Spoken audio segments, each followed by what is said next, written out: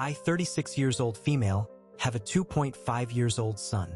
He is energetic and curious, like every child's supposed to be. Meltdowns are age appropriate, but he usually doesn't do that unless he misses sleep, gets sick, or something like that. I make sure to let him release his energy in playgrounds, etc. every day so he wouldn't climb furniture. Laugh out loud. Our parenting style is similar to that British show called Super Nanny.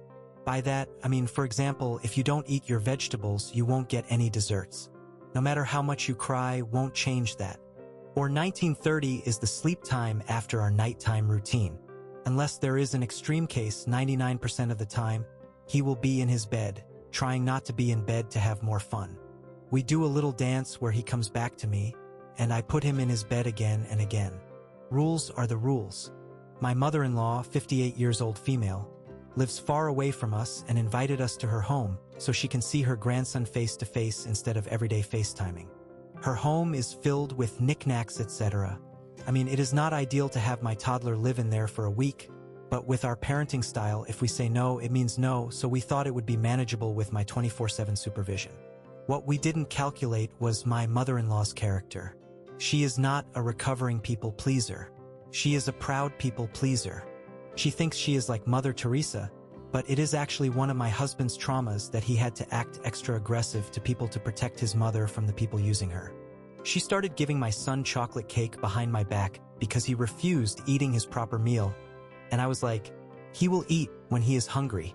Apparently, she couldn't imagine a toddler being left hungry by his mother, and since he is refusing the meal, he has to eat something, right? Whenever my son has meltdowns for the things that I wouldn't let him do, she saves him from his despot mom and does the thing with him because she couldn't bear watching him cry like it is the end of the world. Thanks to her week-long actions, now my son thinks my mother-in-law overrides my rules. If he cries enough, he can get what he wants. So now he doesn't stop crying for a long time, since eventually his angel of a grandma will save him. Today, I woke up with flu, and my mother-in-law volunteered to babysit him. After a few hours, she came to my room asking for me to pay for her kitchen cabinets. Apparently, he was banging a ladle on the cabinet doors and made a lot of dents on the paint. I was like, "Where were you when it happened?" She was right there. She wouldn't leave him alone, of course. "Why didn't you take the ladle from his hands?" Well, he didn't let her. After the meaningless back and forth with similar questions, and I already had a headache from my sinus, I just went back to sleep saying, "No, I won't pay. And it seems like you need to discipline your grandson and be the bad guy for the first time." Now she is crying in her room, so am I the asshole? Update.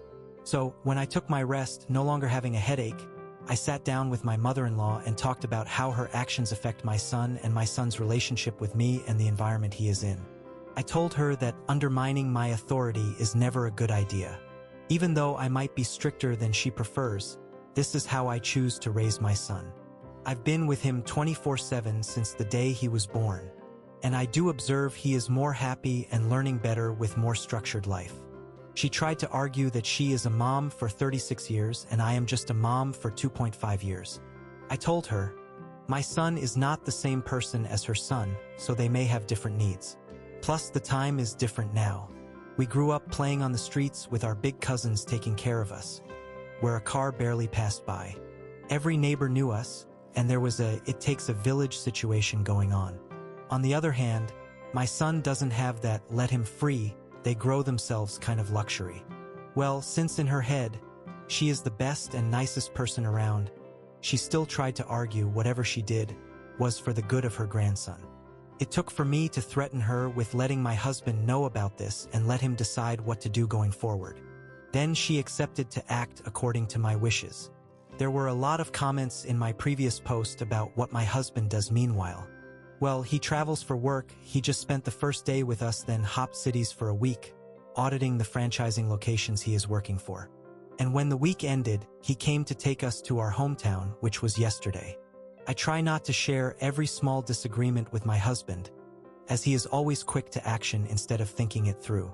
While we have the same principles about life and we agree about almost everything, yet I think his execution of our same ideas needs some more grace, in my opinion. That was why my mother-in-law was afraid of his reaction to this situation. She knows for the fact he may decide not to show her grandson to her at all. At the end, she did do what I told her to, but still tried to make me the bad guy by saying, "Well, your mom told us not to do that," instead of saying, "It is a wrong thing to do." It took her half a day to revert back to her usual self. You guys were expecting some broken knickknacks when I mentioned them. Well, it happened.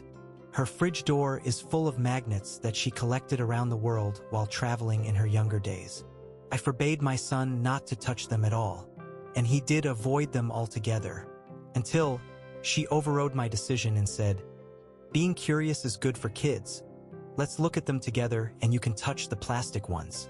My son, instantly being mesmerized by them, made them his life mission to explore every single one of them. He was now obsessed with them, and he slipped all day and found himself in front of the fridge every chance he got. He doesn't know the concept of plastic or not, and of course eventually dropped and broke one of the non-plastic ones. I am not paying that either. Laugh out loud. Karma, I guess. I am just glad he didn't break the heirloom crystal glassware that was showcased in a show cabinet. That would have broken my heart as a wannabe history geek. P.S. A few comments made fun of me referencing Super Nanny. I admit it was wrong of me to do that. I just wanted to paint a picture in your head about my parenting style. And I only watched 2 episodes and happened to agree with the methods used there. I googled the problems about Super Nanny and I learned that they were forcing kids to act out to have more drama on screen, and blasting kids' mistakes to public may result with them getting bullied at school, which is indeed abuse. My kid is not problematic, he is just energetic and curious. And I don't think I am punishing him by setting rules. He is more happy when he can guess what will happen next. Predictability makes him feel safe and in control. When Discipline Meets Grandma, a modern parenting face-off. Battle of Wills. Grandmother versus Mother's Rules. Super Nanny inspired mom clashes with Pleaser Grandma. A tale of parenting styles.